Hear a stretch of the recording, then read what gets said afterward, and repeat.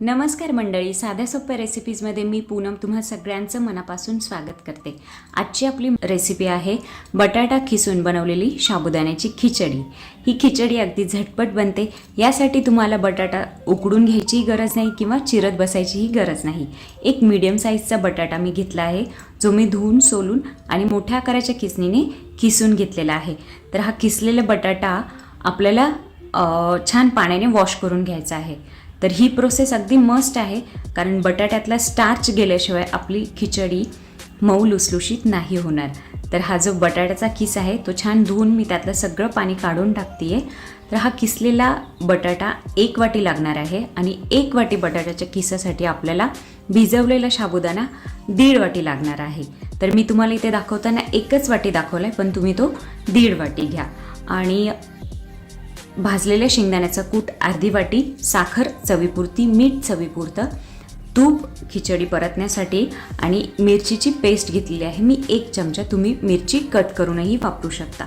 तर मी इथे कढई तापत ठेवलेली आहे आणि कढईमध्ये आपण सगळ्यात अगोदर तूप घालूयात। 1 ते 1.5 चमचा तूप मी इथे वापरते। त्यामध्ये आपण सगळ्यात अगोदर बटाट्याचा किस परतून घेणार आहोत, कारण आपण कच्चा बटाटा वापरतोय, तर तो परतून घेणं मस्ट आहे। तर ह्याला थोडंसं मिक्स करून आपण थोडीशी वाफ घेऊया 2 ते 3 मिनिटासाठी। हे सगळं आता आपण मीडियम हीटवरच करायचं आहे। 2 ते 3 मिनिटानंतर आपण हा बटाटा अगोदर मिक्स करून घेऊयात आणि ह्याच्यामध्ये आता आपण बाकीचे इन्ग्रेडियंट हळूहळू टाकून घेऊयात। तर सगळ्यात अगोदर मी ते मिरचीची पेस्ट ॲड करते। तुम्ही ते मिरची कट करून सुद्धा वापरू शकता। आणि आणखी एक, तुम्ही जर जिरे खात असाल ना, तर तुम्ही तुपामध्ये अगोदर जिरे घालून मग बटाट्याचा किस परतायला घ्या। त्यानंतर मी इथे साबुदाणा ॲड करते। साबुदाणा, त्यानंतर भाजलेल्या शेंगदाण्याचा कूट अर्धी वाटी,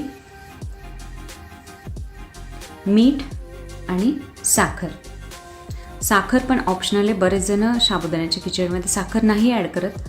तुम्हाला आवडत असेल तर तुम्ही नक्की ॲड करा। आणि हे छान मिक्स करून घ्यायचं आहे। साधारणतः 2 मिनिटं मीडियम हीटवर आपण हे छान मिक्स करायचं आहे। आणि नंतर आपण या खिचडीला सुद्धा एक वाफ घेणार आहोत, जेणेकरून आपला बटाटा जर कच्चा असेल तर तो सुद्धा शिजून निघेल आणि साबुदाणा पण छान फुगेल। तर आणखी 3 ते 4 मिनिट आपण याला वाफ घेणार आहोत। तर हे बघा, खिचडी आपली तयार आहे। तर तुम्ही सुद्धा खिचडी बनवून बघा आणि मला कमेंटमध्ये सांगा कशी बनली ती।